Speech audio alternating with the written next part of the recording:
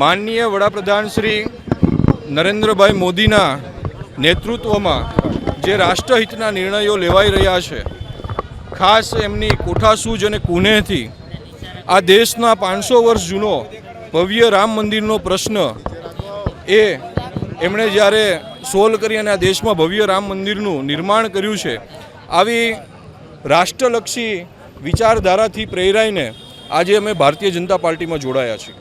આમ આદમી છોડવાનું કોઈ એવું ખાસ કારણ નહોતું, પરંતુ મેં કીધું એમ કે આ દેશમાં એક પછી એક જે પ્રકારના રાષ્ટ્રહિતના નિર્ણયો લેવાઈ રહ્યા છે, ખાસ કરીને રાજકીય પક્ષો એ ચૂંટણી સમયે અનેક પોતાના વાયદાઓ અને વાતો કરતી હોય છે, પરંતુ આ ભારતીય જનતા પાર્ટીએ આ રાષ્ટ્રની આમ તો સમસ્યા ગણો એવા બે મુખ્ય મુદ્દા, એક તો કરોડો હિન્દુઓની આસ્થાનું, આ દેશની આસ્થાનું કેન્દ્ર એવું અયોધ્યાનું રામ મંદિર અને કાશ્મીરની 370ની ધારા એ હટાવવાની વાત આ ભારતીય જનતા પાર્ટીના ઉદ્ભવમાં હતી.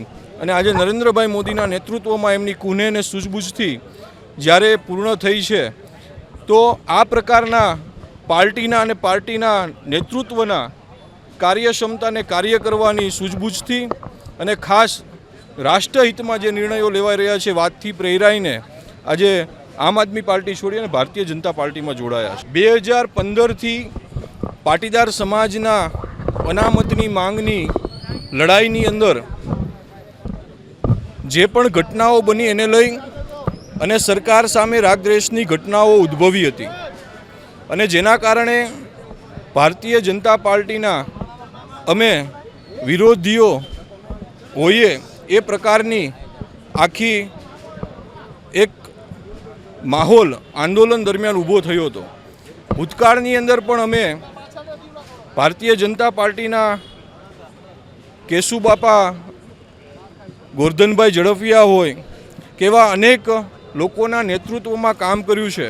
સાથે સાથે ભારતીય જનતા પાર્ટીની વિચારધારા સાથે જોડાયેલ જે એબીવીપી સંગઠન છે એની અંદર પણ વિદ્યાર્થી કાળમાં અમે કામગીરી કરી છે, પરંતુ અમારા સમાજની માંગને લઈ અને જે વિરોધાભાસ ઊભો થયો હતો અને છેલ્લા 10 વર્ષથી લડાઈના અંતે એમાં ઘણા બધા અંતે અમને સફળતા મળી છે. જે પણ થોડા ઘણા પ્રશ્નો અમારા ઉપસ્થિત છે એ પક્ષની સાથે બેસીને એનું ઝડપથી નિરાકરણ આવે એ દિશામાં કાર્યરત બનીશું. આજરોજ અમારો ભારતીય જનતા પાર્ટીમાં જોડાવાનો કાર્યક્રમ હતો.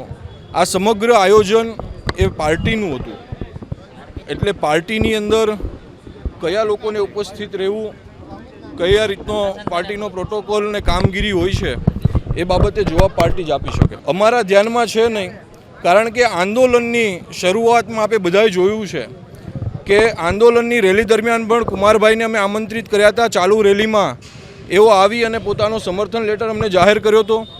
એ સિવાય પણ ઘણી વખત આંદોલન દરમિયાન વિચાર વિમર્શ માટે અમે અવારનવાર ભેગા થયા છીએ, એટલે એવા વિરોધાભાસનો કોઈ પ્રશ્ન છે નહીં, કોઈ હોદ્દાની અપેક્ષા છે નહીં.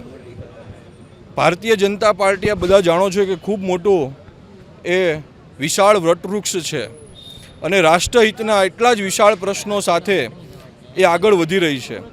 જેટલા પણ લોકો એની અંદર આહુતિ આપે એટલું ઓછું છે. એમાંની એક આહુતિ આપવા માટે હું જોડાયો છું.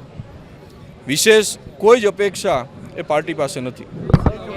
આજે સમગ્ર સાથ સહકાર આપતા લોકો, અમારી ટીમ, સામાજિક કાર્યકર્તાઓ, રાજકીય કાર્યકર્તાઓ, સોસાયટીના પ્રમુખશ્રીઓ અને એનજીઓ અને સંગઠનના કાર્યકર્તા અને ઘણા બધા અમારા વકીલ મિત્રો આજ સાથે જોડાયા છીએ અને ભારતીય જનતા પાર્ટીમાં જોડાય અને આવનારા દિવસોમાં સમાજહિત અને રાષ્ટ્રહિતના કાર્ય કરીશું.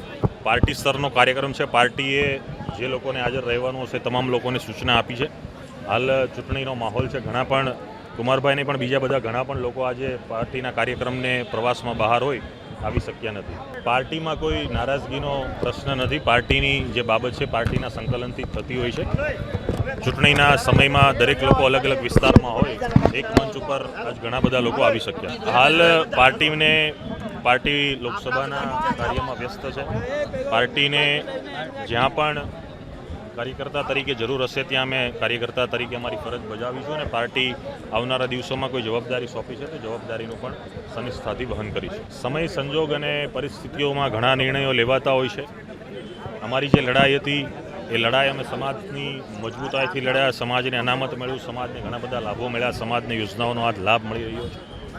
ત્યારે આવનારા દિવસોમાં સમાજના જે બાકી પ્રશ્ન છે અથવા કોઈ નવા ઊભા થનારા પ્રશ્ન છે એ સત્તાકીય રીતે રહી અને સત્તાના સ્થાન ઉપર જે પણ લોકો સેવા બજાવે છે એમના લાભથી ચોક્કસ સમાજને બમણો લાભ અપાવી શકીએ, લોકોને બમણો લાભ મળે, અત્યંત છેવાડાના નાગરિકને પણ લાભ મળે એ માટે આ નિર્ણય લીધો. આપ છોડવાનું કોઈ મારા વ્યક્તિગત કારણો નથી, કોઈ પણ મતભેદ નથી.